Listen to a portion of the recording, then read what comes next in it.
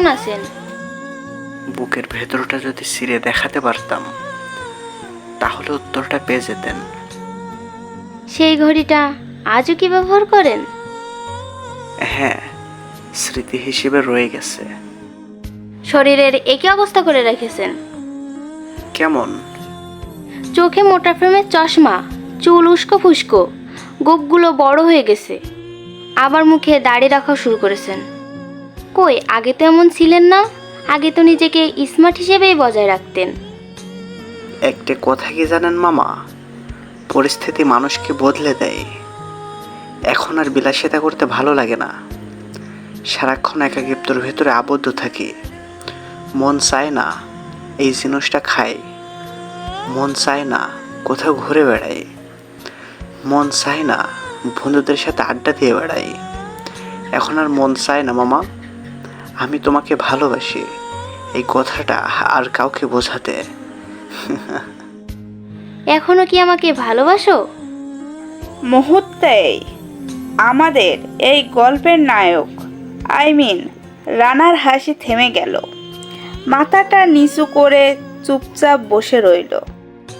মায়া তার নিজের হাত দিয়ে রানার মুখটা উঁচু করে ফেস টু ফেস চোখাচোখি রাখলো আর বলল, এখন আর ভালোবাসো না আমাকে?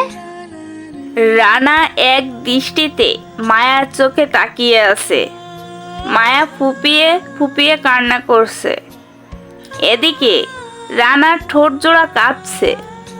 রানা মায়াকে বোঝানোর ভাষা হারিয়ে ফেলেছে।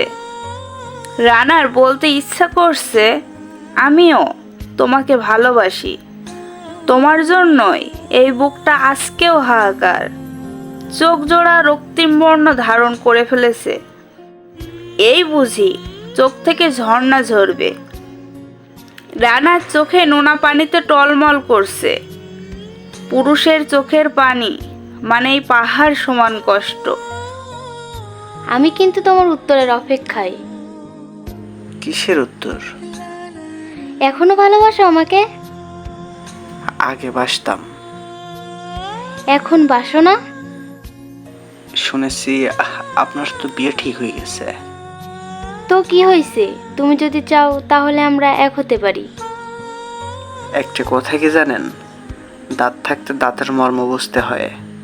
আচ্ছা, আজকে আপনি একটি কথা বলেন তো, আমি তোমাকে ভালোবাসি এই একটা কথা আমি তোমাকে কতবার বোঝানোর চেষ্টা করেছি। এমনকি 1.5 বছর তোমার পেছনে কুত্তার মতো ঘুরেছি। সর্বশেষে নিজেকে একটু বাঁচানোর আশায় এই 6টা মাস আপনাকে ভুলে থাকার চেষ্টা করেছি। কিছুটা স্বাভাবিক হয়ে উঠতে না উঠতেই আপনি আবার সামনে এসে দাঁড়ালেন। এবারে অন্তত নিজেকে একটু নিজের মতো বাঁচতে দেন। আর যদি এমনটা না চান তাহলে এভাবে তিলে তিলে যন্ত্রণা না দিয়ে একেবারেই পৃথিবী থেকে নিঃশেষ করে ফেলেন। রানার কথাটা শুনেই মায়া ফুপিয়ে ফুপিয়ে কেঁদে উঠল। রানা, আমি তো মানছি আমি ভুল করেছি। তো সব কিছু ভুলে আবার নতুন করে শুরু করা যায় না? আরে শত্রুকেও তো মানুষ একসময় ক্ষমা করে দেয়। তো আমি কত বড় ভুল করে ফেলেছি যার জন্য তুমি আমাকে এতটা ঘেন্না করো? সব থেকে বড় কথা, আমার ভেতরে পরিবর্তন চলে এসেছে। আমার ভেতরের সেই আমিটাকে ভেঙে চুরমার করে দিয়েছো। মন মানসিকতা চেঞ্জ হয়ে গেছে, চিন্তাধারা ভেঙে চুরমার করে দিয়েছো।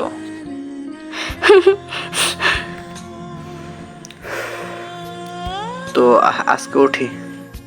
এখনই চলে যাবা? হ্যাঁ।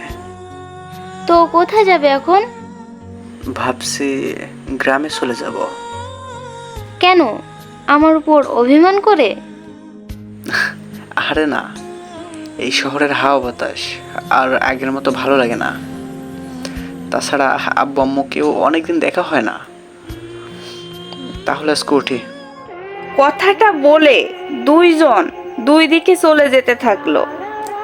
রানা মায়াকে এখনো পাগলের মতো ভালোবাসে। শুধুমাত্র অভিমানের কারণে মায়াকে মেনে নিতে পারছে না রানা। চোখে নোনা পানি টলমল করছে। এই বুঝি চোখ থেকে বৃষ্টি নেমে গেল। হঠাৎ রানা চোখ দুইটা মুছে দৌড়ে মায়ার সামনে গিয়ে দাঁড়ালো। আমি তোকে ছাড়া থাকতে পারবো না রে। আরে তুই কেন বুঝিস না? তুই নামক জিনিসটাই আমার পৃথিবী। মায়া ঝাঁপিয়ে পড়লো রানার বুকে, কপালে, গালে, মুখে সব জায়গায় চুমু খেতে থাকলো। তো প্রিয় পাঠক পাঠিকারা, আজকের গল্পটা কেমন লাগলো অবশ্যই অবশ্যই কমেন্টে আপনাদের মতামত জানাবেন।